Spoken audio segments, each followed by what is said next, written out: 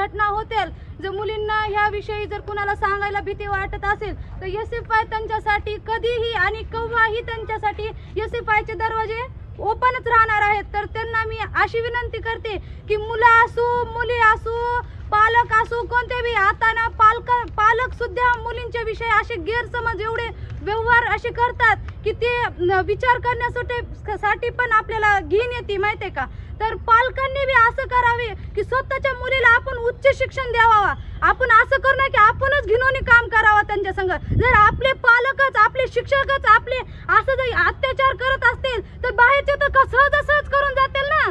मग तुम्ही ते अडवलं पाहिजेत, यांनी या सरकारांनी सगळं काम करून दिलं पाहिजे ना। यांना आंदोलन आमच्या संग थांबले पाहिजे। खुर्चीवर बसून काय ठोकतात तुम्ही, का ठोकतात तुम्ही? आमच्यासोबत या, आमच्यासोबत आंदोलन करा। का तुमचे काय खुर्चीवरून खाली आलात म्हणून तुमची काय इज्जत जाते का?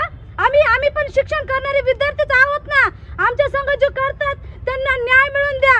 आम्ही एसएफआय तुमच्यासाठी कधी पण उपलब्ध राहीन। अंबाजोगाईच्या एका नामांकित खोलेश्वर संस्थेमध्ये एका नराधम शिक्षकानं इतकंच वाईट कृत्य केलं होतं। त्याच्यानंतर आता बीडच्या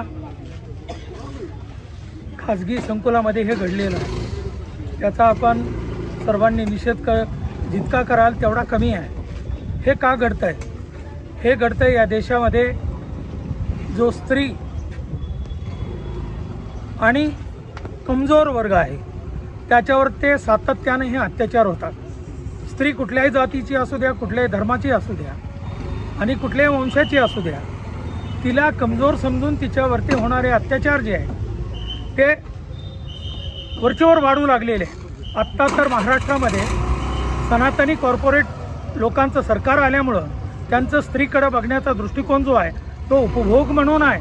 स्त्री ही उपभोग्य वस्तू आहे आणि ती त्या उपभोगासाठीच आहे, अशा प्रकारची पेशवाई या महाराष्ट्रामध्ये आलेली आहे।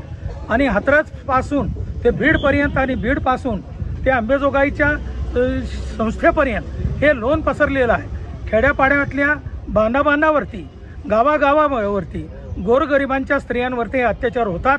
कुठल्या स्त्रीवरचे अत्याचार होऊ नयेत, पीडित वर्गानं आणि पीडित समुदायानं ह्याचा प्रतिकार करणं, सनातनी कॉर्पोरेट सत्तेला वठणीवर आणणं हाच एक उपाय आहे आणि ते वठणीवर आणतील याची मला पूर्ण खात्री आहे। येत्या काळामध्ये त्या सनातनी कॉर्पोरेट सरकारला आम्ही धुळीला मिसळल्याशिवाय राहणार नाहीत एवढी खात्री देतो। उपजिल्हाधिकारी कार्यालयावर एसएफआय आणि डीवायएफआय यांच्या माध्यमातून एक मोर्चाचं आयोजन केलं। बीड शहरामधील घटना तर सर्वश्रुतच आहे, परंतु अशा घटना अनेक होतात ज्या की पटलावर येत नाहीत। त्या घटना शोधल्या पाहिजेत, त्या पीडितांना न्याय दिला पाहिजे। आणि दुर्दैवाची गोष्ट म्हणजे असे जे कोणी गुन्हेगार आहेत त्यांना राजआश्रय मिळतो ही या देशाची, ह्या राज्याची आणि ह्या जिल्ह्याची शोकांतिका आहे। तो कुठला शिक्षक नराधम ज्या मुली ज्या पोरीबाळी शिक्षण घेण्यासाठी नीट असेल, जेई असेल, IIT असेल किंवा मेडिकल कॉलेजमध्ये जाण्यासाठी प्रयत्न करतात आणि अशा ठिकाणी भरमसाठ लाखो रुपये फीस देऊन आमच्या पोराबाळांना जर सुरक्षितता मिळत नसेल, त्यांचं संरक्षण होत नसेल तर एसएफआय आणि डीवायएफआय कधीच खपून घेणार नाही। कुठलाही राजकीय पुढारी असो किंवा कोणतीही राजकीय मोठी यंत्रणा असेल, जर ती विद्यार्थ्यांच्या अहिताचं काम करत असेल त्याच्या पुढे जाऊन याच तरुण पोरांना, टीनेजर्स, किशोरवयीन पोरांना अंमली पदार्थाच्या नादाला लावून ह्यांचे राजकीय गुन्हेगारीकरण वाढणार असेल तर एसएफआय डीवायएफआय रस्त्यावर येऊन विद्यार्थी, युवक आणि पालकांना एकत्र करून शासनाच्या दरबारात जाऊन आम्ही पीडितांना आणि अन्यायकारक घडणाऱ्या गोष्टींना न्याय मिळवून देऊ। या ठिकाणी एवढंच बोलतो, थांबतो। इन्कलाब जिंदाबाद। उमा किरण शैक्षणिक संकुलामध्ये बीड येथे जी घटना घडलेली आहे त्या घटनेच्या निषेधार्थ आपण अंबाजोगाई शहरामध्ये एसएफआय आणि डीवायएफआय या सामाजिक ज्या काही जनआघाड्या आहेत त्या जनआघाड्या मार्फत आपण डॉक्टर बाबासाहेब आंबेडकर चौक ते उपजिल्हाधिकारी कार्यालय अंबाजोगाई या ठिकाणी एक निषेध मोर्चाचं आयोजन केलं होतं। ते निषेध मोर्चा या ठिकाणी आता येऊन संपन्न झालेला आहे। आम्ही कलेक्टरकडे जे निवेदन दिलं होतं त्याच्यावरती कलेक्टरने सकारात्मक प्रतिसाद दिलेला आहे।